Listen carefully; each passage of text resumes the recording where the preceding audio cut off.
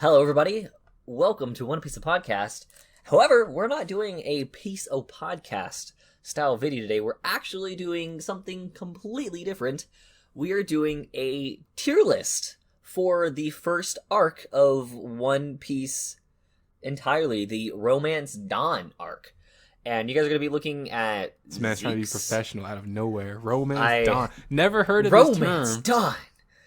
During the actual recording, or like during the actual release of the East Blue arc, never was referred to as Romance Dawn. This is what we call putting it in post. Yes. Anyways, so you see on screen right now, this is Zeke's current... Actually, not yet. I was going to introduce the tier window, but we can do it now. Boom. Okay, well, we have a tier window. We are going to be ranking every single One Piece character from Alvida to Daddy. Koby. To Koby? Yeah. Koby. Daddy gets like an honorable... So you know what's funny? We never included Daddy in the list. He was an honorable mention, but because he's such a good character, I just slipped him in at the very end. Which is why you see him now. Because before, he wasn't there. Yep, so at the end, I'm also doing a tier list, but you'll see my tier list at the end because this is mainly for Zeke, who is still getting used to watching One Piece. So as of recording this tier list, we've done East Blue, clearly. And we've also finished Alabasta, so look out for a tier list on that arc as well. Yes, and also, as of recording this, episode 1000 of One Piece has come out, so congratulations to One Piece. Also, that's how we date our videos. Just that's how real world events. I wasn't going to go with an actual date, Liam. Anyone could have said, "Oh, yeah, that's true. This arc already, cool. It's been probably like 2 weeks." No, you just had to really drag us down and say, it's fine. That's just us. Dragging. That's totally us. Anyways, let's start with Alvida. What do you think of Alvida? Why are we starting with her? I have a list, Liam. Okay. Who do you have started at the top? Who do you have Luffy, at the top? Main character. Okay. I don't know. Have you heard of him? No, I haven't. Who's Luffy? Kind of a big deal. Luffy.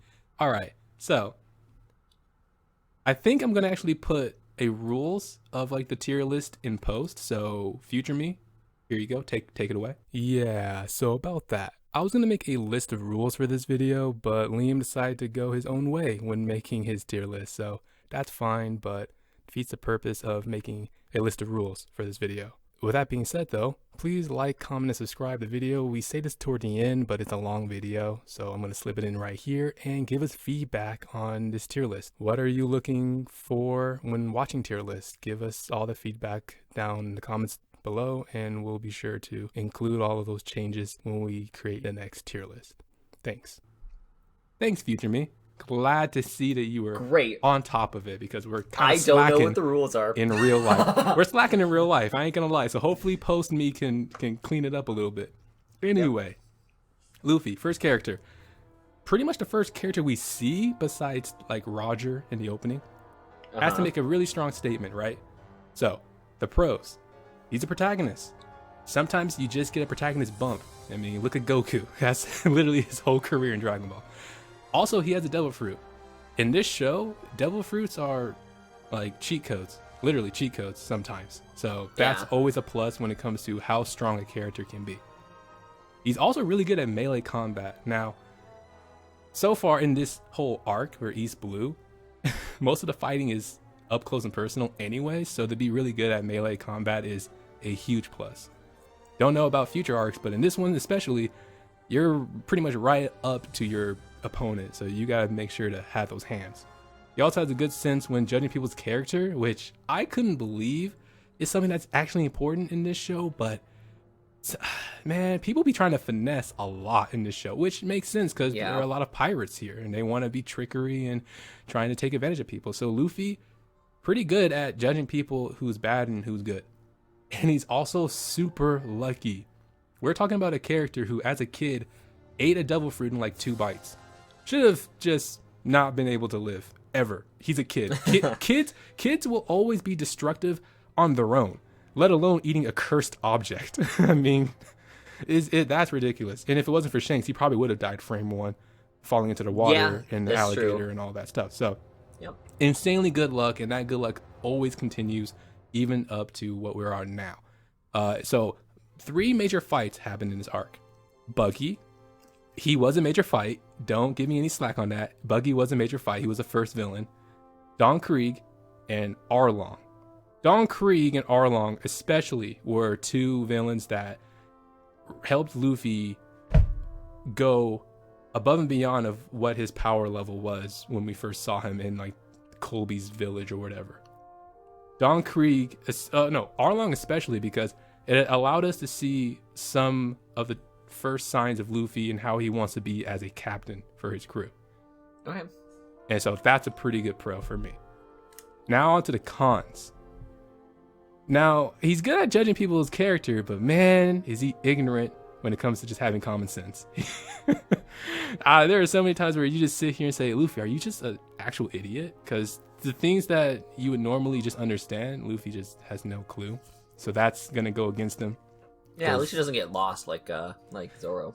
No sense of responsibilities, though, except for defending. Like, when he was facing Arlong, he had a responsibility there. But this was a moment that really made me upset. And I think I even illustrated this during the podcast. He had no interest in even learning Nami's backstory from her sister Nojiko. I think that's mainly just because that's Nami's business. No, it's not. Because if Nami's a part of your crew like he wants to be, he should have wanted to listen to what her life was about before and all the difficulties as well. Because here's the deal. Luffy listened through everyone else's backstory. He listened through Zoro's. He listened through Sanji. Well, I don't even know if Zoro even said it. I think it was just more of a, let's give the viewers his backstory, because I think he was sleeping. But anyway, Luffy heard Sanji's backstory from the old chef guy. He learned Usopp. Usopp either told him or they learned it from like the kids and like all that stuff. So Luffy has heard of 2 backstories, and it's not like he wanted to sleep or walk away from that. So when it came to Nami's time, and for him to do that, it didn't really sit well with me. Either way, all that out of the way, still give him in their first arc. There he is. What are you giving him? Give him an A. I give him an A rank. Okay. I give him an A rank. Okay. Even after all I said, the pros still outweigh the cons, just from a combative standpoint. There's definitely a lot of maturity, a lot of being like he needs to mature, and he has a lot of time to do that. But you can't overlook how strong he is. I think another it makes me so upset with Oda. He's not showing the training. He doesn't show training. So no, there's no need for training. It's experience in this show. I don't know. I'd have a problem with not having training being shown. They show Zoro. And speaking of Zoro, here we go. Zoro, next character. Okay. Zoro, he actually gets shown training, so that's cool. He's actually like lifting weights and trying to actually bulk up. And I'm glad that they show that. They don't show that with Luffy, and I guess I have to just accept that. But anyway, the pros for Zoro. He's loyal. He's also very trustworthy. And you want that as your second in command guy.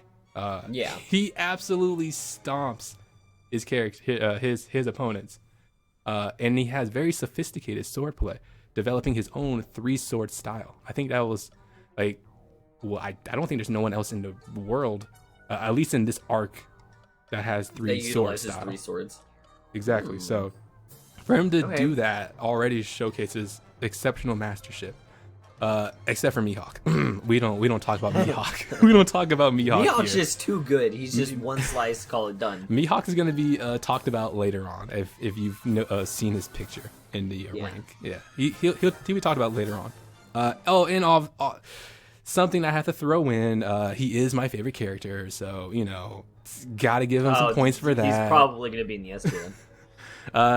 Okay, now for the cons, and it gets kind of weird with Zoro. First off, we see him in the show as a captured, I don't even know, he is suspect, outlaw, whatever. He's captured by Axe Hand Morgan. And I'm just like, what the fuck? Like, how? How is he captured by Axe Hand Morgan? In what position did Zoro find himself to say, I guess I'll just get caught by some Navy people or Marine people? I forget what they're actually supposed to be called. That confuses me. I don't get it. Maybe he was just super hungry and he just was too weak to fight back. But like, I don't know how that's possible. That is a good question. Also, he got finessed. and he took out a loan with Nami. Don't deal in money with her. And it's like, you think he would know all that because of all the money she accumulated during the Arlong Park saga. Like, she is really good at collecting money.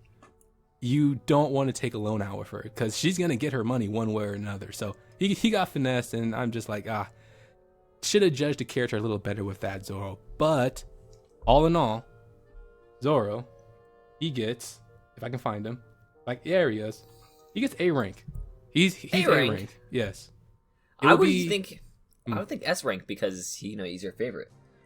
But I could see where he gets lost all the time, so I can see where that's a big issue. The thing about Zoro being S rank or not, he unfortunately doesn't fight the same opponents like Luffy does. It would be weird of me to put him at S rank, even though he fights lesser opponents than Luffy does. That's what's holding him back. I think he has the potential to be S rank for sure, but in the East Blue arc especially, his opponents just weren't that challenging to him, except for Hacchi. Hacchi was pretty good, but Hacchi was also he's his own character, and he'll be showing up later too. So, but anyway, that's Zoro. Next, we have Nami. This is something that I want to just put in right away. That doesn't even have to do with her ranking, but Oda, you should have kept her outfit changes static. Her outfit should never have changed from when we saw her on the boat incognito.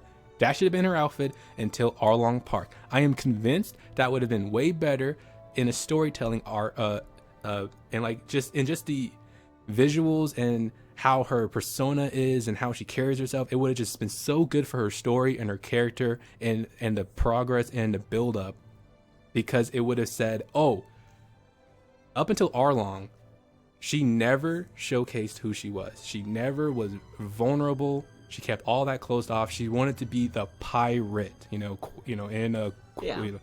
quotation marks or whatever. So when you get to Arlong Park and it like she breaks down, in front of Luffy, and she wants him to help, and like she has all this trauma that she's kept underneath, and it just comes flowing out. After that, after she's able to get past that, then it allows her to be her full dynamic character. And then her personality can come out with how she changes her outfits all the time, and her person, and her jewelry and all that stuff, hairstyles, all that stuff. That could have been so cool. It doesn't have nothing to do with her rank, but man, that is a footnote of Nami's character that I wish could have happened. But you can't go back. That's understandable. But that's my thought on Nami. Probably one of the only characters I ever think about when it comes to just other things that can influence it, besides Usopp. Usopp's also next, so another thing about Usopp later. Anyway, I really like Nami because she has an exponential character growth throughout the entire of East Blue, and obviously since I've seen later on, she just has a very exponential growth in general. So, and seeing the early stages of her getting, I don't remember if much changes, but with her utilizing, her current weapons and her accessories that she has with her, she's still a pretty strong character that has and is able to stand up in most situations and able to hold herself. Right. Yeah. So I mean, what I'm saying, like I said, it's just like a footnote. It's like I already know her character is done really, really well. Cool. So actually grading her though. Pros. She's very cunning, intellectual. She's so smart. She uses her wits to get out of sticky situations, out of problems, out of jams. And she also has a tragic backstory that allows for tremendous growth in the future. So, hey, case in point, what Liam was referring to. Mm-hmm. But I think it actually extends beyond her backstory. So I think she just becomes a better character as time goes on. Like I'm sure a lot of the main characters do. Otherwise, the show wouldn't be going for as long as it is. like Liam said, it's on his 1,000th episode. I don't think it would last that long if the characters just didn't grow. The cons, though. She has no sympathy. She has no feelings for who she leaves behind when she makes her getaway. This is early Nami we're talking about. East Blue Nami. I'm not talking about anything before beyond that. East Blue Nami was cold. She was cold-hearted. Arlong Park, she switches, but that's like toward the end of the arc. I'm still talking about the early stuff too. She will leave you behind and say, "Oh, sorry, that's your problem. You should have been looking out for you."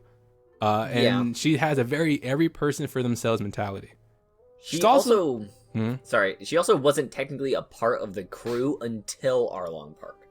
So there was no need for her to say, "Oh yeah, come along." No, type of thing. That's not true, because it's also just a testament to what her character was. So I am also grading off of character of a person. Okay.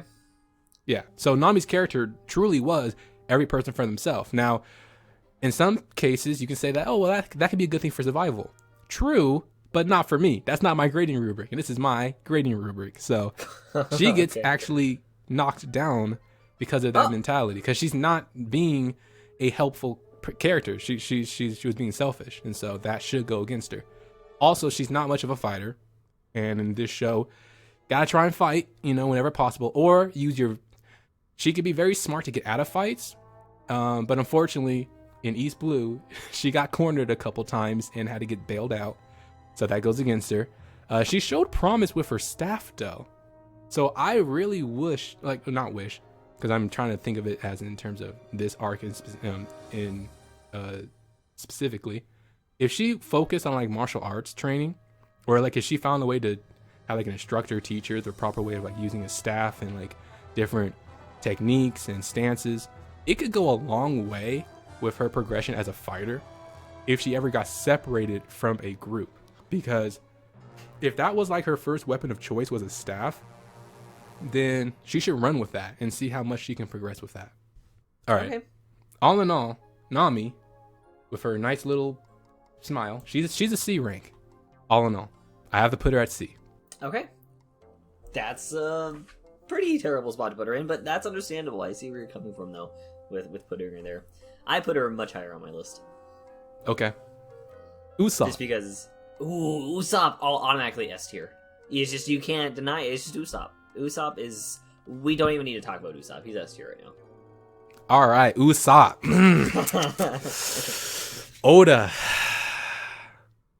Oda, you fucked up. Fucked up with Usopp. The way he was introduced in this arc is abysmal. It basically is a good way of burying a character. And what? I just don't agree with how they brought Usopp up. Oda did not help Usopp's case because of the terrible backstory he gave Usopp. And the fact that he was introduced as a comic relief character in my eyes. It didn't seem like he had much weight to him because he was there as a butt of a joke. He literally had a long nose like Pinocchio. Come on, what are we doing with this character? But let me give you some pros so that you don't just click off the video. He's a good marksman. He's good at sniping people. Yeah, he's a bomb. That's why he's S tier. Great accuracy. I can't fault him for that. Really, that's some really good combat experience. That's good. This is the arc where, like I said with Luffy, a lot of your opponents are fought face to face. So for him to be able to have range in his attacks is amazing. He's also the kind of person like Luffy, but he's less gullible and stupid. So you can still say that he's kind, like Luffy's a kind person. So Usopp, he's also a very kind guy. He will he'll listen to people's problems. He'll want to be a helpful guy. He wants to be the hero, like Captain Usopp. He wants to be the hero. But and this is great. He's less gullible than Luffy. He's less stupid. He actually will see if there's a problem. He'd be like, hey, well, hold on a second. This is a problem here. Either I gotta leave or we gotta find a solution. So he's super, he's like a next step up from Luffy in terms of he wants to be nice and happy and happy-go-lucky, but he's not just ignorant to oh no, this is actually a problem. We need to fix this. Yeah, that's why he's S tier. Also, he's a handyman. On the ship, he's fixing minor damages. That's pretty important when you're on an ocean. You don't want the ship to just sink on frame 1, which I think almost happened when they were leaving. No, not leaving the island where he was at, but definitely the next couple episodes later, they were getting some damage to that ship, and Usopp was right there to fix it. So that was definitely a pro trait. But all good things will come to an end. So we got to talk about the negatives. All right. Okay.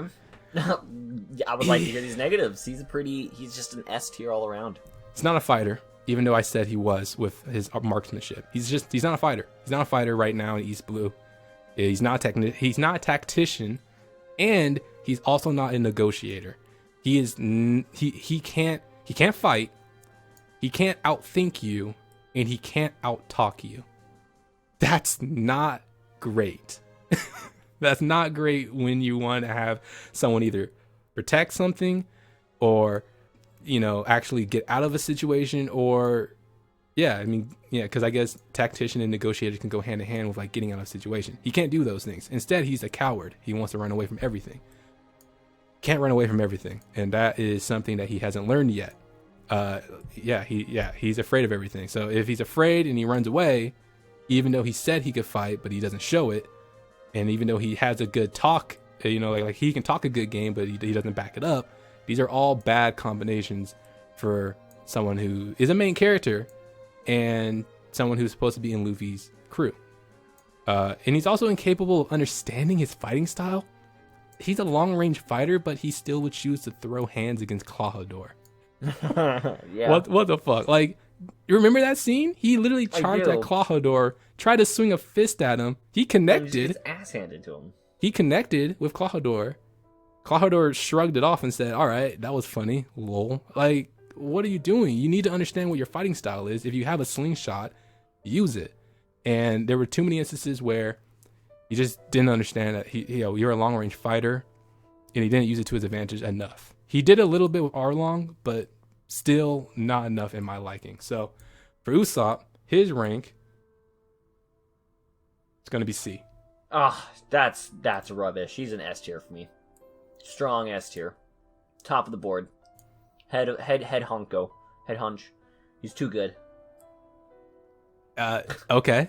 Do you want to elaborate, or are you just going to leave it there? Oh, no, it's just Usopp. There's nothing to really need to elaborate on. Usopp is just the god of everything. He's just too good for anything. All right, well, let's round out the last crewmate of this arc, Sanji. Okay. All right. So the pros. A generational talent when it comes to being a chef. I don't think anyone can really argue this. He is one of the talents. I don't know. There's someone out there who's like, he might not be number one. Fine. Okay, whatever. But he is a generational talent chef. And he was never, I don't think he was, his dream was really just to find the all blue for like the fish and stuff. Yeah. Never once did it like really mean for him to be the best chef in the world, but he's turning out to be a really good chef, and you need that when you're on the ocean and when you're like, not knowing when you're going to go back to land and dock and actually have good meals. So you need someone like that on your crew. Also, he's a kickboxing prodigy. Like he will beat the shit out of people with just kicks alone, and he still wears a suit during all of this. I don't know if anyone's realized this, but like when you're in a suit, that's hard, man. Like you can't move like you usually can when you're not in a suit. He hasn't ripped a suit once, unless it's like combat. But like it's not just with him kicking around. Like that stuff is tailored immaculately. Yeah. And he's a man of culture. He understands the ladies. So that already is a plus in my book. I mean, ladies, man, all around. Yes, exactly. Also, a side note, I love his backstory between him and the old chef, Zeff. It's very touching, and I'm very much rooting for him to accomplish his dream, even though it's not really talked about a lot when compared to a lot of the other main characters' dreams. A lot of the other main characters' dreams get talked about more frequently than you think. I mean, Luffy's is almost every 5th episode he talks about being the king of the pirates, so we get it, Luffy. Wow. But when it comes to Sanji, he mentions it once, I think, to Luffy when he was like serving him food. Yeah, he mentions it to him once, and that's when we first meet him. And so far throughout the rest of the arc, not mentioned. I can already tell you now, Alabasta never mentioned. So he doesn't mention it, but I'm rooting for him to accomplish it. Okay. Now, the only negative, he is a man of culture, and that can go terribly wrong. Oh no. Okay. That could go terribly wrong in the future because maybe the fan base will get tired of it. Who knows? All I know is that, I mean, there may have been a type of word thrown around with people who put women on pedestals, and maybe that was attributed to Sanji. I don't know. I'm just saying that in the future, this could hurt his ranking, but right now, he's in a good spot, and I'm putting him in A rank. A rank. That's where I put him too. He's a good character all around. Absolutely. I can't really think of any negatives. Yeah. All right, on to Buggy. He is going to be, if I can find him. Where can I find him? What did you name him? Buggy should be in the beginning, right? Buggy, yeah, it's just Buggy. It's just, you should see Buggy. Do you not see the image of Buggy? For some reason, his name was like his. All right, there you go. He's C rank. I'm putting him at C rank. Okay. All right, Buggy. I like his drip. Good outfit. He is also in the presence of Lady Alvida, and damn, she's awesome. The more I learn about his devil fruit, the more I'm convinced he got finessed. It was just not a good fruit to eat, and the limitations are ridiculous. He also lost to Luffy pretty handily, and he got his body parts tied up by Nami. He also couldn't take a bag of treasure away from Nami, who isn't the most strongest character in the world, which is that's just ridiculous. And come on, man, your strength is pretty pathetic if you can't rip a treasure bag away from Nami. So that's C rank. C rank, that's understandable. I'm gonna put him in C rank as well, mainly because he's not too significant in this story. At least right now, anyways, he's not a significant character. I like his character, but he has to be a C rank, and I can't see him going any higher. Yep. Lady Alvida, on the other hand, automatic S rank. All right, automatic S rank. Yes, I am in love with her looks. I'm just gonna be honest. I am man enough to admit that I love her looks. She's sexy. She's hot. Also, if she kept her amazing ogre strength and her transformation, then that's a dub. That is a win. So I think she's still as strong as she was when she was like ogre, but like if she isn't, then I guess she just can't fight. But if she does have that strength and she looks like she looks, hey, it's pretty good. Cause like you can't hit her because of the smooth, you know, like any blunt object will just slide right off. You know, it'll slide right off. And if she can still hit you with the force of like 100, like, yeah, if she's strong, then she's strong. But you know, negative, she doesn't get any screen time, so we can't see her. Yeah. And yeah, I'm just sad because like I'm like I don't want her to be like the 10-10 type of character from like Naruto. I don't want her to be like that. She needs more screen time. I love her design. I'm putting her really far down the list. I'm actually putting her at D because she is just we don't see much of her at all. So she's kind of insignificant when it comes to her role in the story. So I put her at D because there's not much. Is she hot? Sure, she's hot. So she goes from I F mean, to D. you don't have to say it if you don't think she's hot. I was just curious. Like, do you think she's hot? No, not really. No. So. All right. Well, there you go. D There's Liam's opinion. Yep. All right, Cabaji. I don't know who Cabaji is. Can you remind me who Cabaji is?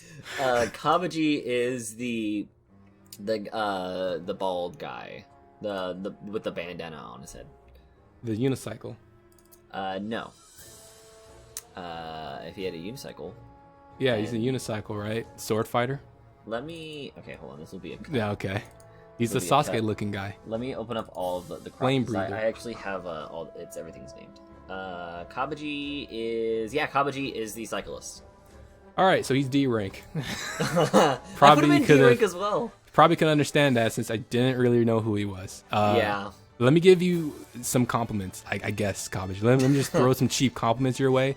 You fight using cheap tricks, but hey, pirates do what they do. Can't fault you for your fighting style. And he's also on a tricycle. Like, come on, that's pretty cool. No, a unicycle. Or does he have little training wheels on him? No, if he had training wheels on it, that'd make it even better. Yeah. You couldn't turn. Yeah. Alright, anyway, the negatives. Whose man is this? Like, seriously, it is literally a discount Sasuke Uchiha. And he also just plays dirty, and he still loses, so. D rank. Okay, D rank it is. Alright, Mohji. Who's this? Mohji is... Lion guy, right? Mohji is the lion guy, yes. D rank. Right there with your partner. D rank down. I put him at D rank as well. He controls his pet lion, barely, and he can't actually fight. He just uses his pet to do all the fighting. So that's pretty lame. Tamer. He's a lion tamer. There's no perks to him. Yeah, that's pretty There's lame. really no perks to him. All right, Richie. That's the lion. That's the lion, yes. Guess what Richie's going to have? Ooh, where are you putting him? C rank. C rank? Oh, I put him in A rank. He's just too he's comedic gold. Actually, G checks Luffy frame 1. Knocks him clear into a building with enough force to crumple it. He's strong. Think about it. You G check the main character into a building that then crumbles to pieces. And he understands human speech fluently. Like, what are we talking about? Yeah, he's really good. That's why I put him in A, because he's just a god tier. He's still very weak when thinking of being a freaking lion. He is the king of the jungle, and he got laid out, and his owner is super weak. So he shouldn't even be a pet to begin with. That's why he's C rank. Damn. He shouldn't even be a pet if he is about that life, and apparently he's not. Okay. All right, Johnny, the man with the glasses. I put him at C rank. Why not? I think he's a good average character in this world. He has nothing remarkable, but he's also not a slouch. He is what we will call an average Joe. He does his job, trying to make some money, and he understands his limits. Yeah. He's a bounty hunter, for people who don't know. He knows Zoro. Don't talk about this backstory that they get with Zoro. It is a fucking crime. It's and also should have never been a thing. Oh yeah, it should have never been a thing. So if Oda ever wants to actually make a backstory that's canon, I hope he does a better job at it. Anyway, that'd be great. He probably gets a little cred with the ladies on that alone. I don't know. I'm just thinking to myself, it's like he probably could just get some dates just because he says I know Zoro. I mean, I don't know. Zoro's pretty a big deal. But unfortunately, he's known as Zoro's posse, so I'd be surprised if he got any more info because they're not part of the main crew. So he'll probably be perpetual C rank if we ever see him. All right, Yosaku. Okay. This man looks like he belongs in Naruto, so he's in the wrong show. No. Also, I call him Johnny too, so he's in D rank. I'm sorry, Yosaku. You don't have enough of an impact like original Johnny. Like, you're just Johnny number 2 to me. Okay. So you're gonna get a step lower than Johnny, and that's all I got. He looks like Yamato. He has the Yamato headpiece from Naruto. So yeah, Oda, I don't really have much to say about him either. So Oda took some stuff from Naruto. We all know this. Yep. All right, Mihawk. The cheat code. All right, I got a lot to say about Mihawk, but right off the top, he is S tier. S rank. Oh, okay. Yeah, he is S rank. Sure. All right, so he's a god tier character, and he's on the path that so think of it this way. You're in a starter village, like in Pokemon, right? And there's like a path that's usually blocked off by like an NPC, so the main character doesn't get yeeted because of all the powerful Pokemon and stuff on that path. Okay. Mihawk is the character that's on that path, and for some reason the NPC was like taking a nap or got KO'd. So you with your fucking level 5 starter Pokemon just wandered down that path, met Mihawk, and just got yeeted frame 1 because he has godlike powers. This was basically Zoro. He was fighting for his fucking life against Mihawk, and he was just using a damn butter knife. Like, Mihawk was not trying. He pulled out his little necklace, little butter knife, and was just pressing Zoro like it was no tomorrow. It was like the size of a toothpick. So Zoro had no chance, and my god, what a way to introduce a character. The only negative I have for him being shown so little is that he knows Shanks. Like, apparently he just knows Shanks. He found him on a weird island and started talking with him. That's a negative to me. I don't like Shanks, and I don't like that he knows Shanks. So, but he's still S rank. I don't remember if it is announced at all in this arc. I think it is, but Mihawk being a warlord is something that I consider him just kind of bumps him up even more. So where are you going with this? I don't know. He has a higher ranking in society just in general. So are you gonna put him at S plus?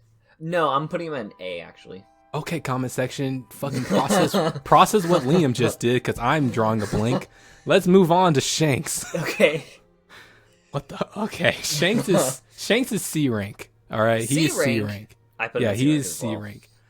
The only thing he's done in this arc was save Luffy from dying, either by drowning or by a Sea King, and that was during a flashback. So honestly, yeah, I feel like he's gonna be at C rank for quite a while because he just doesn't do a lot. He's just kind of. I also just don't like him. I don't like the character. I don't like the guy. He's shown in every opening, and he doesn't even appear in the damn arc. I don't like him. I really don't. And he doesn't save. He does nothing to the plot.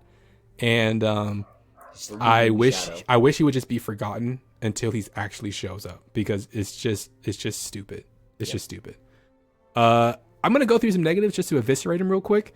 Okay. He depends on his crewmate to deliver the killing blow against the bully in like Luffy's town when he was young.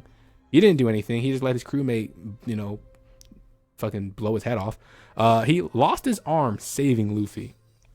If he was a truly strong character, would he really need to lose an arm? Think about it. Also, he shows, I already said this, he shows him in every fucking opening. And then he was drinking on an island with his crew, and Mihawk went to see him after the Zoro stuff, and I just didn't think we needed to see a cameo with Shanks. We just didn't need to see that. So I think that was bad for both parties. Okay. Anything to add? Nope. Shanks is just non-existent in general. So. All right. Yasopp.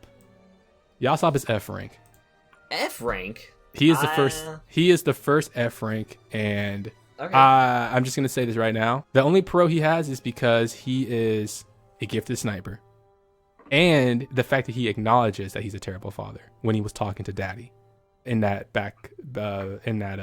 flashback. That's like the only positive he has. At least he acknowledges that he's a terrible father. Okay, I'm gonna actually move him up to D rank in my opinion because of that. Because he's more open about, his flaws. You don't really see him. Well, you didn't let me finish. So you didn't let me finish. Sorry, go on. Go on. So yeah, he's a deadbeat father. He left his sick wife and his young son. Oh shit! Okay. While he partied and drank booze out at sea. Down. He's back down enough for me. He also never wrote home to his only son, and I don't know if he was aware of his wife dying or his son leaving to join a pirate crew. I don't know. Does Yasopp even know that Usopp grew up and met Luffy yet? Or is it just going to have to be a word of mouth where he's like, oh shit, my son, he's doing stuff. Yeah, Yasopp, you're a trash character. You are irrelevant to me. F rank. Okay. All right. Chef Captain Zeff. Zeff. My boy. The good boy. He is B rank. First character into B ranks. Okay. He's a cool, badass old man. Has a peg leg. And for some reason, that does not show up in a pirate anime a lot. But he has one, and that's pretty cool. He owns a restaurant, and he has a cooking crew that knows how to fight. So that's pretty legit. And he doesn't take shit from anyone. He doesn't back down from pirates because he used to be one. And he supports Sanji's dream and pushes him out to go and achieve it. Because if you remember, Sanji was going to stay there. Zeff said, no, you need to go out. You need to find your dream. Don't just waste away here. And that's really, really, really cool in my book. He also offers to give Luffy his pirate log, which would have been a fucking cheat code. So that's cool that he was actually going to be willing to part ways with it, because he's like, I'm retired. I don't need this shit. And the only negative about him I can think of is just that he's old. So I can't put him any higher because, we meet him after his golden years. If we met him when he was in his prime, he probably would have been A, but he's not. So he's B. Gotcha. All right. Arlong. Yeah. Okay. Arlong. Yeah, I like pause to see if you want to add anything, and when you just stay silent, I just didn't have anything to add for Zeff. You just kind of just hit every single mark. I put him at B as well. So. Mm-hmm. Arlong, first villain I've encountered on the list. Okay. He is A rank. Wait, Arlong is the first villain. Yeah, you're right. Because there's Buggy. He's the first real villain. He's the first real villain Cabaji, because Buggy and Alvida. No, Richie, Buggy and who? Alvida. Wait, did you say Cabaji? Yeah, Cabaji's a villain. Oh God! All right. Well, we have different definitions of villain. Okay. I think Buggy was a villain. I kind of dissed him. Sorry, Buggy. Alvida was not a villain. She was a. Yeah, she was not a villain. But yeah, Arlong, second villain, and the first real threat. How about that? A rank. Go. Yeah. A rank. We haven't got to Don Krieg yet. He's also a threat, but in different ways. Anyway, Arlong, A rank. First look at fishmen, which is a race separate from humans. but they're also intelligent beings. That has never happened. And in this first arc, we get that. Because before, it was just characters being human. Now we have a separate race who can say, we are intellectuals like humans, but we're our own race. So that was really cool. He has incredible strength on land and water, which is fucking crazy. He's incredible at accumulating wealth and influence in his small sector of the ocean. So he's really good at, just being a fucking savant when it comes to into politics and stuff. He created an agreement with a marine leader so that he could cement his power over the village people and that they couldn't seek help from the Marines. What a fucking OG for that. He literally cut off their only life support. What a great villain. And he most likely will get forgotten about as the show goes on. That's just me spitballing because this is a long ass show. And he was shown in the first arc. So he probably does get forgot about. And that's probably sad. Damn. But it's also the first time Oda gave us a great villain who is just evil because he has the power to. While he's still being cunning and he's also not having to show his strength to get his way. So he's doing it like the right way where I don't have to show my strength, but I can also be intimidating if I need to be. Because he did that where he flipped over houses and shit. And he was pissed and everything. And so really, really great villain. Like I love Arlong as a villain. He's awesome. Now the only thing that's negative about him is just, his superiority complex when it comes to being a fisherman and, how they're automatically better than humans. And like he has a hubris with that. And the only reason I say that's a negative is because it leaves him underestimating his opponent when he sees them as a lowly human. And that can allow them to get the upper hand like what Luffy did to him. I think if Arlong actually addressed that fight properly on frame 1, I don't think Luffy would have won. I truly don't believe that because Luffy really took advantage of Arlong fucking kidding around for like half that fight. I don't have anything else to add to that. Yeah, Arlong's he's a great villain. So I put him at A rank as well. Don Krieg. This is the other villain. Don Krieg. I like Don Krieg's name. I think it's a great name. I don't like Don Krieg in general. I put him down at D rank. Are you gonna just not let me? Is this not my list? You're just gonna go. You're gonna give your opinion before me. Okay, go. Sorry, I just don't like Don Krieg. So. Okay, well I haven't even said anything yet. Well, go. Don Krieg. He's in B rank for me. I put him at B rank. He's really good at analyzing what a situation calls for. If he needs food, he'll grovel for it. Also, he can get his strength back and then try and take over. Think about it. If he knows he's in a bad situation, he'll do anything he has to get the tables turned. He's persuasive. And that's not even persuasive. He'll literally push away his not honor, but like his hubris and like all of that. He'll just throw that away to get something he needs, and then he'll just like take it all back and say, all right, now I can be on top. So that's pretty cool to have as a pirate. He's also really strong. He's physically gifted. You can tell, like he's just big as hell. He's able to wear heavy armor, and he's able to wield a spear, and he fires guns out of his armor. He's strong, and he has a loyal crew, even though he treats them like shit. Like I don't know why anyone will be loyal to him, but his crew is super loyal to him, even his second in command. I don't understand why, but they are. The negatives, though. He gets clowned on at the end when he's trying to fight, even though he lost, and he got put down by his second in command because Don Krieg kind of like rose up from the grave all knocked out, and I'm like, bro, how is he still like moving? And then he put too much effort into his ultimate defense and cheap ways to win. And I mean, that's not a fighting ability that can be impressive to me. Like, that's a pretty stale and rigid fighting ability. I think if he threw that away and really channeled his natural strength and spear wielding, he could be a really strong villain down the road. But right now, he's a B rank to me. Okay, cool. That's a good spot to put him in. I put him in F. Why? I just don't like the character. Just in general, I just don't like him. So. All right, comment section. Let me know if that was persuasive enough for you. Liam just not liking the guy. I just don't like him. He's just not a good guy. He's a bad guy. All right, Captain Kuro time. Speaking of someone I don't like, yeah, he's got I'm gonna actually give you reasons. He's D rank to me. All right, positives first. Speaking of another villain who can position himself politically, He's really good at that. He was able to find a wealthy and influential family and slide himself right in so that he could be in the same sphere as them. And he also created a plan to have Kaya give him all of her family's assets. And it was a really solid plan. He even played the long game without forgetting what his goal was. That's dedication. And his claw weapons are actually pretty cool, to me at least. I actually like the design of the weapons. He just doesn't use them enough. All right, negatives. Never realized how good his second life was. Too focused on fortune. Bit him in the ass at the end. He really should have just stayed being Butler or whatever. Was a pretty cool life. He just didn't do it. His pirate tendency, it just kept him from dropping the Kuro name. And he also does so much extra shit when fighting Luffy. He got one-shotted by Luffy, I'm pretty sure, in that fight. He got punched in the face and was knocked out. So that was pathetic. D rank. Damn.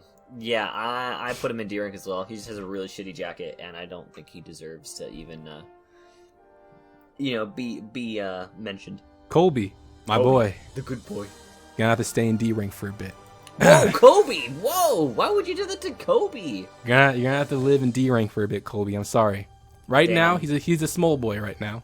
Yeah. But he has a big heart, and it looks like we'll be following his progress throughout the show. We had a little transition while Luffy was on the seas looking at newspapers. Well, I guess it was Nami doing most of the looking. But it transitioned to Koby and how his Marine, Navy, whatever training is going along. That's really cool. We're actually able to see how he progresses, even when he's away from Luffy and the party. And it'll be interesting to see how often they meet in the show and at what point of their training they meet. And like if there's any battles that take place or just a lot of talking. It'd be cool to see. And yeah, it'll be interesting if Luffy tries to go up the ranks with his bounties and Kobe's going up the ranks in the Marines. It'll be cool if that relationship changes and that dynamic changes as time goes on. But as of right now, he is so weak. He has no backbone until the end of his time with Luffy, where Luffy had to literally talk shit to him so that Koby would throw a punch so that the Marines would take him on as a chore boy. If it wasn't for Luffy bad-mouthing Koby, I'm pretty sure Koby would still be stuck at square one. So still has a lot of growing to do, which is why he's at D rank. Okay. That's understandable. I put him in S rank because he's just an all around just a genuinely happy guy that is really looking forward to the future, and he's working hard to achieve his goal.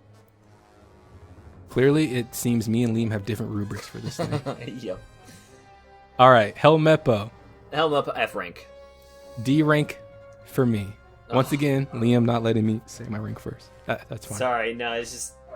We'll get it eventually. Anyway, yeah. Helmeppo, D rank for me. Same as Koby. I think he could have been F rank if he wasn't shown with Koby working in the Marines as well. But because he's working with Koby, or not with Koby, but because he's there in the trenches trying to better himself, that keeps him from being an F rank character. It looks like his attitude and his work ethic is also starting to change for the better. When we first saw him, he was just the son of Axe Hand Morgan. He could have turned out a lot worse. I mean, when you're the son of that psychopath, I mean, Helmeppo is a pretty good character considering. But just like Koby, he's very weak. So We'll see if he ever progresses. Probably not. He's more weak than Koby, so F rank is fine. But I think he's D rank because his attitude has changed for the better. We'll see if he actually gets shown in the show. He's a pussy. All right, Hachan, everyone's favorite octopus. Hacchi. I'm putting him at C rank. C rank? Yeah, he's gullible and he's an idiot. But he's also a lovable character. He's a fisherman, so he has inherent strength on land and water. So hey, that's already great. He's good with swords. He has his own 8-sword style, and he pressured Zoro with it. And yeah, like I said, he seems like a good guy. He would rather hang out and fish, which is ironic because he's also fish, instead of fight. And so that's a really cool character to have. But even with the 8-sword style, he loses. It's not even a tie. He just loses. So that's not good. That's not a good look for him in the combat's perspective. And in everything else, he sucks. He sucks at thinking. He sucks at strategizing. it has to be a C rank. I can't put him at B. Damn. I really like Hachin, so I put him much higher. Because he's just a really great, lovable character with a great... Looks like for Liam, his rubric is popularity contest. No! It's more of if I like the character, I like the character, man. So popularity contest. I guess It's so. popular to you. Yeah. All right, so what did you put him at? S rank. Holy shit. All right. Kuroobi. Who the fuck is Kuroobi? Kuroobi. Who is Kuroobi, Liam? Kuroobi. Oh, we no. Who so, Kuroobi okay. is. Kuroobi.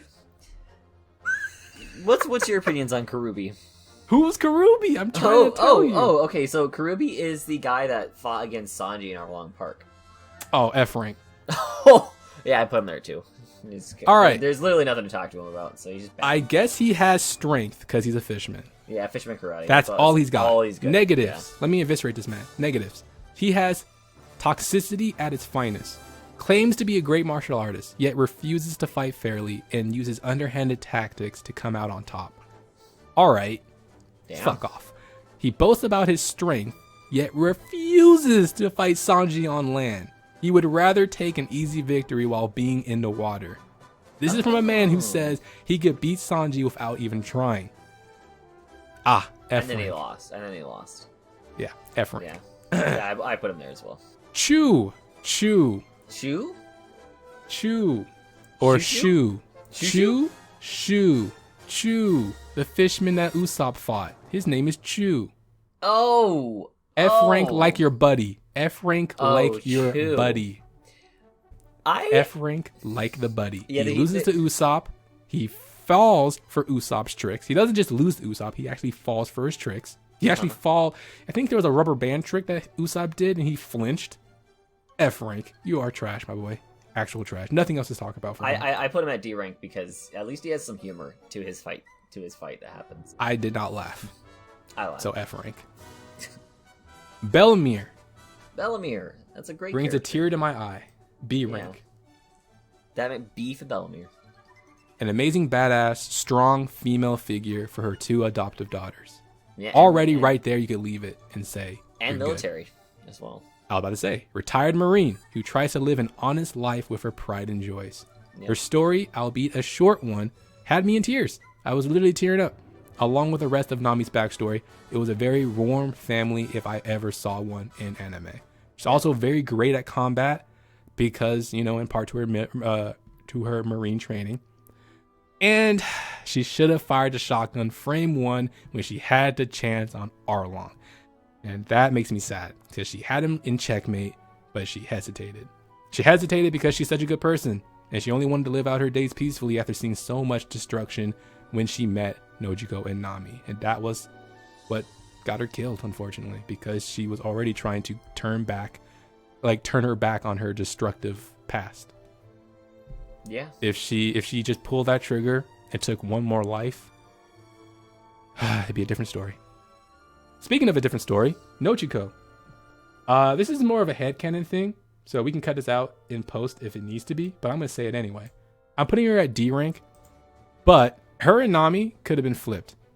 Because if you think about it, if you're choosing Nami or Nojiko, you choose Nami canon-wise, because obviously all the things that Nami's been through. So yeah. Nojiko will be in D rank. But if things went differently, I could easily see Nojiko and Nami's roles flipping. If Nami was just held as a prisoner or a worker in Arlong Park against her will, I could see Nojiko following Bellemere's path as a Marine woman who got stronger to stop Arlong due to her sense of responsibility as being the older sister to Nami. It would have been so crazy because when you look at it, Arlong shaped what these two women were going to be. If Arlong did not make the agreement with Nami when she was a kid, and instead just said, nah, you're a fucking child. I'm just going to force you to do whatever I want. You have nothing to say about it. That could push Nojiko to be something that she wasn't, given the chance to be in the real story. So I think that would have been a really cool hypothesis. Anyway, she's Nami's sister. Good voice of reason. She's homely, less reckless, more mature. But she has no fighting ability, it seems. She can knock around bratty kids and Usopp if they're doing something wrong, but that's about it. So, D rank. Understandable. Axe Hand Morgan. Ugh, yuck. C rank. Where did I Cool put him? design, I guess. I guess it's a cool design. He's strong. Rose up the ranks with that alone, it looks like. Once again, he somehow captured Zoro. I don't know. Even though Zoro wasn't a pirate. I mean, just a bounty hunter. I don't know why he captured him. All right, he's a psycho. Probably used to illustrate to the audience that the good guys in this world aren't all inherently good. So he was probably a lesson for kids who said, oh, the Marines are good guys. Well, no, there's some psychos in there too. And it could be a foreshadow to later events with Marine characters, because we've already seen one Marine character turn bad. So maybe that's something that can happen in the future. Who knows? But anyway, with this character, C rank. I put him in F rank because he's just overall a really bad character that just gives a bad eye or a bad representation to the Marines, because the Marines are a high tier sociable ranking system and also a force to save and protect the society. And Accent Morgan is just one of those examples of how the fuck did you even get into being a Marine? So. Also, shout out to me actually being low-key right. I just thought about it. We see Axe Hand first, but then guess what happens in Arlong Park? We see another Marine guy being fucking shady. So It was foreshadowing. Yeah. Nice. Yay me. All right, Ginzo / Nami's village town people. All right. This isn't so much a reflection on Ginzo, but really just Nami's village and that he is the token icon for that. F rank. Nami's town people are horrendous. There's nothing good about them. Let me just take 30 seconds to eviscerate them. Okay. This village, they literally let a child commit her life away to a fisherman that psychologically traumatized her, branded her with his crew's tattoo, and then made a suspect deal in her ability to obtain, 100 million berries in order to buy back the village. Oh, and lest I forget, also made her an orphan again, because he killed her adoptive mother. So yeah, not looking great already. Also, they're just foul. All because they were too scared to face Arlong themselves. They didn't riot when Bellemere got killed. They didn't riot when Arlong agreed to Nami's deal and branded her. They could have refused to pay Arlong when they threatened with death. They could have called his bluff. They literally could have said, hey, if you kill a whole village, you'll get no money and you won't benefit from their businesses. There's no incentive for him since he thinks like a businessman. So if you negotiate with him, that could have actually been a nice actual pro for the village. But they didn't do it. Instead, they just let a 8 or 9-year-old girl do the negotiating and throw her life away. F rank. Damn. All right, on to some more easygoing characters after that. Again, I'm putting him at C rank. He's a second in command, but he doesn't seem to be that strong as a second in command. He seems more honest than his captain. I mean, even when he double-crossed someone, he shows remorse, so that's pretty cool. Mm-hmm. But he has to argue that he has to do what he does to survive, and I'm like, that's kind of scummy.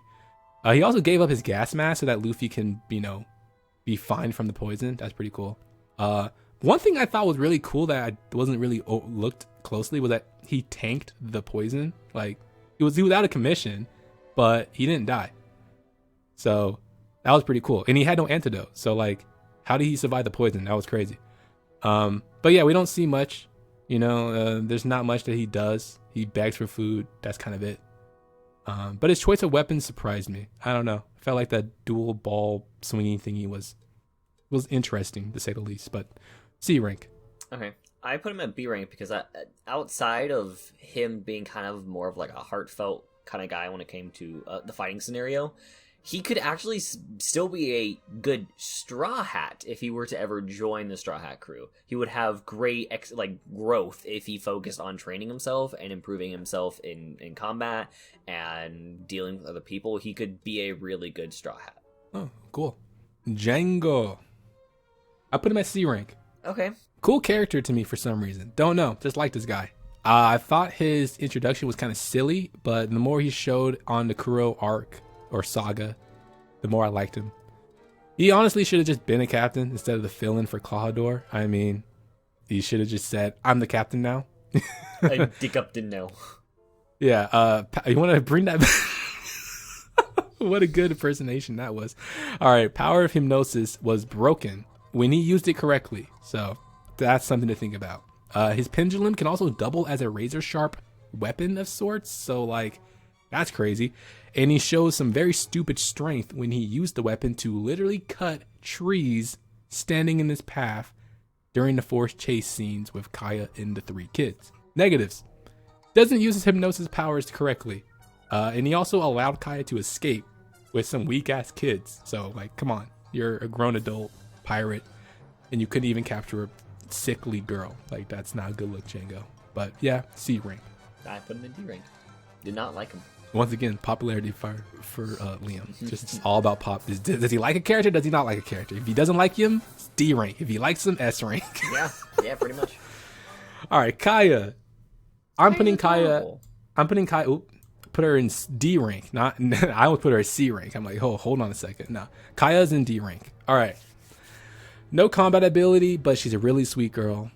She wants to do more in her life than just lay in bed due to illness, which I think was caused by Klahadore in the first place. I think he was low-key poisoning her with the medicine he gave her. Don't know if that was ever like actually proven, but he's the one who handles her medicine every day. Definitely could have saw himself slowly weakening her so that her drawing a will for him would be more in her mind because she felt herself draining away, so to speak. So I don't know, little food for thought. But despite being gullible with Klahadore, she shows signs of being extremely intelligent, and that's also probably because of her being sick. She dedicates her studies, or she's dedicating to her studies and her newfound love of medicine. She probably wants to help any other sickly kids who, you know, feel like they can't live a normal life. She wants to help them. So that's really, really noble of her. Yeah, but she's not a fighter. She's kind of gullible. One thing that's really stupid is that she refused to believe Usopp, who apparently they've known since they were kids. And it's just because he said, oh, I don't think Klahadore is who he says he is. Like, there's not a reason to doubt him. You could have said, oh, okay, let me just listen to him about it. No. Apparently she just straight up denies him and without testing it, and is super foolish. And so, yeah, just more gullibleness. But yeah, D rank. Nice. All right, the kid trio. They're just D rank. There's nothing really to talk about them either. They're kind of just here and there. That's correct. These kids had more significance than the F rank characters, though. You love to see it. That's true, yeah, because they were a part of Usopp's backstory when it came to story development. In fact, they exhibited more maturity at times than Usopp, which is even more hilarious. And they were able to keep Kaya safe from a literal pirate, which is crazy. And their teamwork is great among the 3 of them. But yep. they're little children, no strength, and they're gullible because children are typically gullible. So, D rank. All right, Baratie Chef. B rank. Both of them, Patty and Carne. They're both B rank. Okay. They can actually throw hands, and they utilize weapons to defend their restaurant. Yeah. Noble. Yeah. They serve paying customers only, which is funny, but it makes sense because they're a restaurant, and it's important to make business and not back down from pirates either. So that's awesome. The only thing about them that's bad is that they just have no plot armor. So like, there's literally a glass ceiling to how great they can be. I think B rank is literally at their maximum, and their physical strength may be in question because they were pretty quick to use those cannons, even though they were like within point blank range of Don Krieg. They just open fired in the restaurant anyway, and I just thought that was funny, but like kind of unnecessary. And it also kind of showed that the Baratie had a unique arsenal when it came to their equipment. You mean just cannons, like every ship? Yeah, no. They had a unique arsenal, like in general, because their equipment were all based off of food, and the crew in general, including all the chefs, utilized giant utensils for fighting. So right. Really different than most, general pirates seen in the show. Nezumi, he is the rat navy guy, or Marines, F rank. Not much to say. Yeah. Just a good old fashioned, come on, man.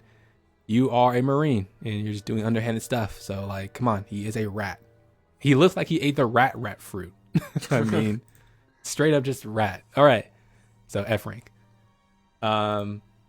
Captain Smoker. Okay. S rank. He's S rank. All right, he's S rank because we only see him for a short time in Logtown, but within that time, he's pretty OG.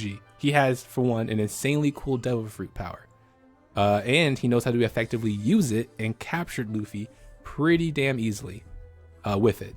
He was literally untouched by Luffy because, you know, his body can turn into smoke and all Luffy can do is punch, so that was pretty easy. And he has great control over the smoke he creates. And his drip is amazing. His outfit is great, even making the marine uniform truly his own, which is great to see. Even in the bad weather, the rain and stuff, and the heavy winds, he had great control of his power. So that was just a testament to his strength. But the only negative is that due to some plot finessing, Luffy ends up escaping due to a character named Dragon showing up in a mighty nature-defying tornado. Could this be Dragon's Devil Fruit? Who knows? I don't know who Dragon is. It might just be Luffy's luck and plot convenience. But if it wasn't for that, Luffy's story would have been over. So Captain Smoker is an S rank. Okay. All right. Garp. B rank. B rank? Okay. You don't become a high-ranking Marine without being strong. So apparently he's strong. He's also involved in Koby and Helmeppo's training. I don't know for how long, but he's there.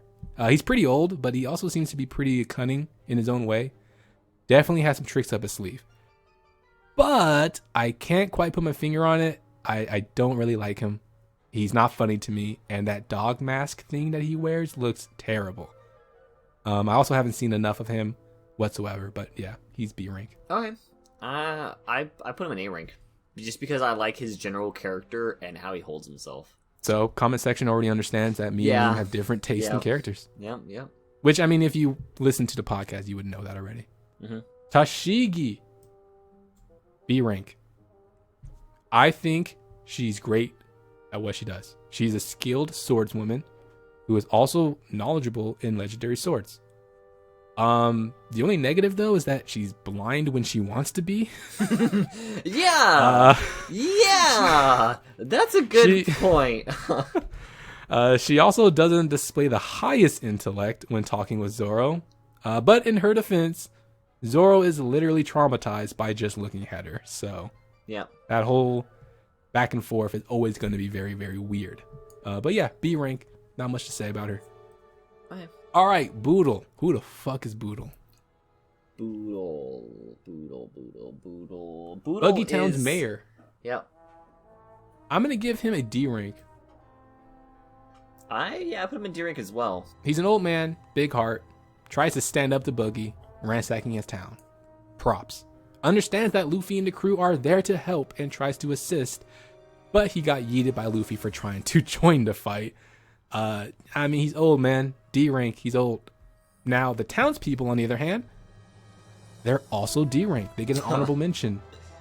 They are also D rank. Congratulations to the townspeople. You are not F rank like the other townspeople were. In fact, you might notice a trend when it comes to townspeople and where they're ranked. Just FYI.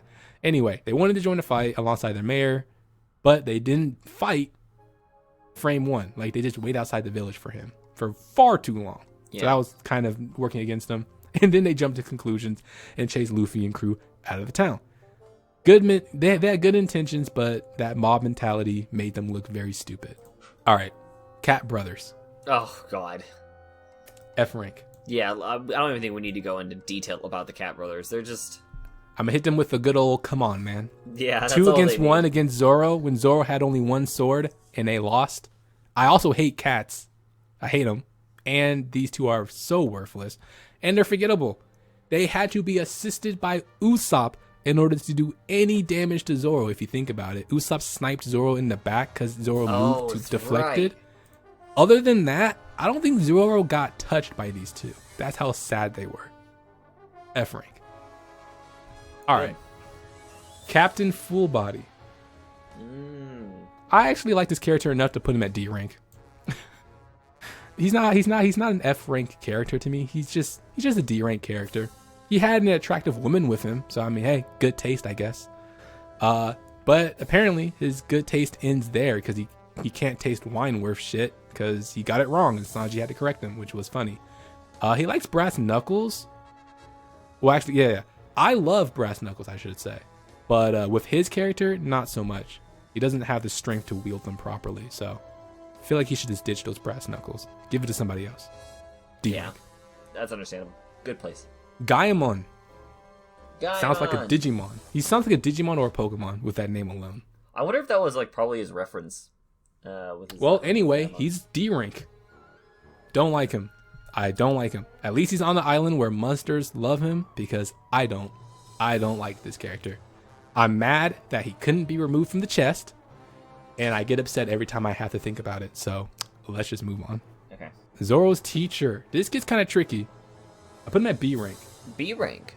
Is that because he's the one that taught him and kind of like? So we never see him fight seriously, but because he owned a dojo and he taught Zoro how to fight, it must mean something to him being a good swordsman. It just has to mean something.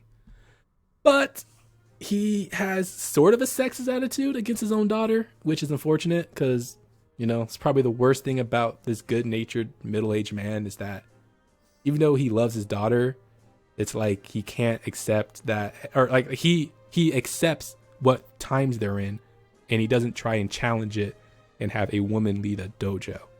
And I feel like with a father who loves his daughter, he should have said, no, I'm gonna challenge these ideals. My daughter is strong. She could run my dojo.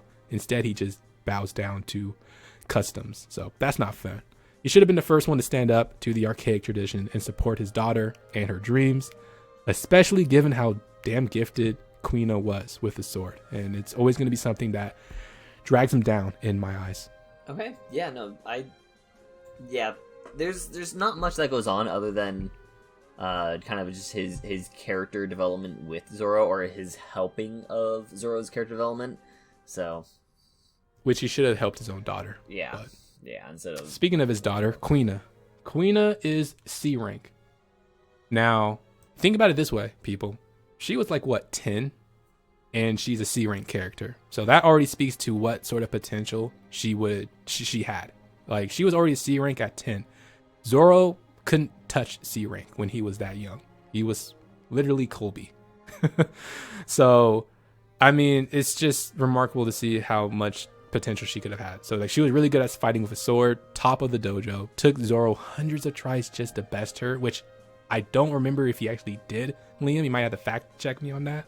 I think they were going to have their last match with real swords, and unfortunately, that was the night where she met an untimely death. Yeah. Because, like, I don't think Zoro ever beat her. They finished fighting, and then when they went to go put her, like, she went to go put her sword away to, like, polish it after the fight, and that's when she passed away. That's right. So Zoro never beat her. No, Zoro lost to her, so yeah. Zoro never won once. And so, yeah, she fell down the stairs with a sword. And because of how coordinated she was, it just makes it hard to believe that that's how she died, which probably feeds itself to conspiracies about all that. But anyway, doesn't let the outdated tradition stop her from training and being the best at what she loves. Even if her own father won't support her, doesn't hold back against anyone. I love that. The only thing that's wrong is that she's dead, I guess. And all that potential will forever be a what if scenario. So Kuina is C rank. All right, Mary. You know who Mary is? Yes, Mary is I'm just testing Kaya's main butler. Yeah, okay. D rank. The only thing I had about this guy was my comment I made during the podcast was he had the blicky. He pulled up with the blicky. He pulled up with the blicky and shot it frame one at Usopp. Yeah. One of the most god tier moves he's ever done in his life, I'm sure. He felt like he was, but I also felt like he was a little too prepared to pull up with that gun. Almost like he was just always outside the door, listening in and hearing Usopp's stories throughout the years and putting up with his antics just for this one moment when he caught him in 360p. Yeah, we got you. And he also gives Luffy and the crew the Going Merry, which is pivotal for the plot. So good for him. But yeah, he's gullible. Doesn't doubt Klahadore, which is weird because they both did the same job, I guess. So I guess he didn't care about job security. And then he got yeeted by Klahadore, and he fell down in slow motion. D rank. Okay. All right, Pearl. That's another Don Krieg stooge. Putting him at C rank. C rank? Oh boy. All right. I don't know how his weapon and armor can emit fire. I just don't. I don't either. I guess it's cool. To me, he's just a strong roly-poly. That's kind of all I got. He's a strong roly-poly. I don't like this character. He's lame. He's annoying. And it's almost a crime that his strength and defensive capabilities did so much against Sanji. Sanji should not have been torn to shreds like he was against this character. It's embarrassing. Yeah. C rank. Anything to add? No. You seem like you had something. It's just terrible character. I don't like him. I put him at F. Oh, you were surprised I had him so high. Yeah, I was like, C rank. Oh, damn. I put him at F because he's just such an insignificant character. He doesn't have a big role at all other than making Sanji look cool. Okay. All right. Sanji did not look cool against him, though, but okay. Shoo Shoo, the best character. Okay, hold on. Before we go on to Shoo Shoo, I do need to say, though, that the pro guy did make Sanji look pretty badass by setting the whole boat on fire and giving Sanji that one scene where he has the cigarette in the fire. The thumbnail. That's the only... That's sick right there. Shoo Shoo. Fair enough. All right. Shoo Shoo. Here's the deal, right? His name, not spelled correctly in the subtitles. But that's not a knock against him. That's a knock against Crunchyroll. It's supposed to be spelled Shoo. They spell it Chu. People are gonna pronounce that as Choo Choo. They might even say Chow Chow. It's Shoo Shoo. So they spelled it wrong. Anyway, he's a real good character. I put him at A rank. I put him at S rank because he's just way too good. Also, let me give you the negatives because there's nothing in there. He's very small. He could get yeeted in a heartbeat, but because he has the heart of a dog, man's best friend, he won in the end. Not even his negatives are a negative. A rank. Also, I am gonna have to point this out to you. His name is spelled Chou. This also like Chow Chow. Yeah, there you go. And it also he's even more worse. That's from the wiki as well. So I don't care. It's spelled wrong. But it's pronounced Shoo Shoo. Yeah, I don't care. It's spelled wrong. The English translation fucked up. It's Shoo. He kept Luffy in a literal box, people. He swallowed the key. That's hilarious. Yeah, his backstory. Boy. His backstory had more feels than half of the damn characters we went over. That is awesome. Pretty tough when you think about it. Yep. He also flexed on Richie just because he was threatening the store of his owner. He couldn't care less about what he did to Luffy. Just don't fuck with the store. That's amazing. And then at the end of his Buggy saga, he prevented the townspeople from chasing Luffy and the crew, which shows his amazing intelligence. A rank. Yeah. Apis, a character that probably everyone thinks why is she on this list? I don't know. I just wanted to put her on there. She's adorable. Yeah. B rank. Also, side content filler episodes. Might as well put on there since we did watch it. Well, we may not do this in the future, but because Apis is so damn adorable, we included her. Yep. B rank, adorable girl of the whole arc, and she wasn't even considered part of the arc. Her devil fruit meant nothing for fighting, but she could use that skill to talk to animals, and that would be very useful in other situations. But she's not canon. Yep. She's filler, so she's in the shadow realm. For the remainder of the story, we'll never see her, but B rank. Yeah. And the Sickle-Sickle Guy, D rank. We don't know his actual name. We just want to emphasize that. We don't know his actual name, and we don't care to really look him up. He controls the air by producing tiny razor-like cuts with fingers and nails. That's pretty cool, except when the cuts don't appear to be life-threatening, you're just giving people paper cuts. Yep. So, not good. But hey, he really emphasizes the old saying, death by 1,000 paper cuts. Yeah. The only negative about it is that the man got yeeted by Nami tripping him, where he fell off the ship when they were traveling up the mountain waterfall thing. I forgot what it's called. And he fell in the ocean, falling back down. There's no way he's coming back, even if he wasn't filler. The man's is dead by Nami's hands. Yeah. All right, and the last character, honorable mention, but he got something on here. Daddy. Daddy gets a C rank. He gets a C rank. He is the other father character in this whole arc. And compared to Yasopp, you could just put him at A rank just on that comparison alone. But Other things is that he's old, so he's not as what he used to be. But he has an accomplished history as a bounty hunter, and he actually wants to be he actually wants to be a father, and he cares for his child. So he's C rank. He probably was really good back in his heyday. Now he's just trying to make ends meet for his daughter, and I can respect that. Yep. So that is the whole East Blue tier list. It honestly wasn't that bad. Pretty much like an episode of the podcast, which I guess you could kind of probably expect that going forward. They might get shorter. Let us know. We want feedback too. If I was like putting too much effort in this, let me know. Liam had a sidebar with me saying that I may have put too much effort in it. But I mean, what's the point of watching tier lists if people don't explain what the reasonings are? So that's just what I was going through. True. And so let me know what you think in the comments down below. We always want more feedback of all this. But also let me know what you think of the list. Was it good? Was it not?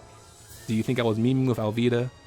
That was probably the only meme I got was Alvida. I think everyone else, you were honest. Give you pretty good reasons. Yeah. But we'll also put Liam's right now on what his list is. And it's probably drastically different. It's way better, guys.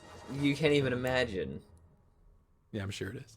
All right. So that's it. That is a wrap on the East Blue tier list, and the wrap on the East Blue arc in general. So wrap on the East Blue arc in general. So this is definitely coming out later than the wrap of the actual podcast episodes, but it's fine. Better late than never. Yeah. Thank you. But yeah, we hope you enjoyed this video. Like it if you did. Whatever. Comment. Share with your friends. I don't know. Make your own tier list. We're going to put a link to this in the description. Top of the description, pin comment.